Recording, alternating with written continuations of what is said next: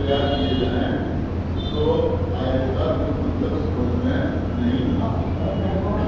تو معنی ہمیں اس لفظ کے اصطلاحی معنی کی طرف رجوع کرنا ہے.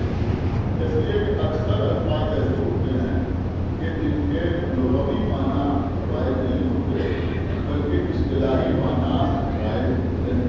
یہ ایک بالکل الگ چیز ہے. تو اصطلاحی معنی کیا ہے؟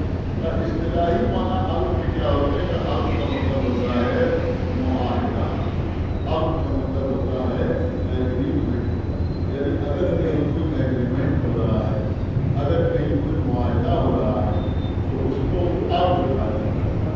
اگر خریداری کے سلسلے میں خرید و فروخت کے سلسلے میں کوئی معاہدہ ہو رہا ہے تو اس کو اب کے بے کہا جاتا ہے. بے کا مطلب خریداری, بے کا مطلب خریداری, تو اس کو اب کے بے کہا جاتا ہے.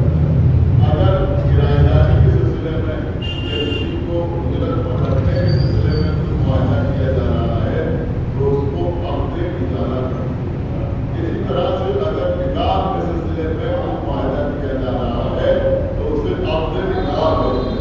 صلوات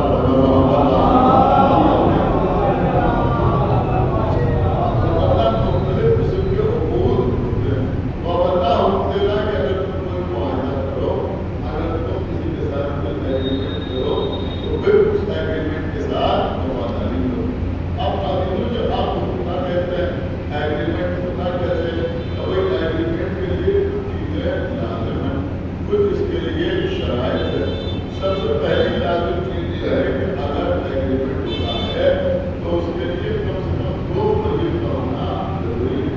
دو پارٹیز کا ہونا ضروری ہے کم سے کم. یعنی اگر دو نہ ہوں گے تو ان کے درمیان ایگریمنٹ نہیں ہو سکتا.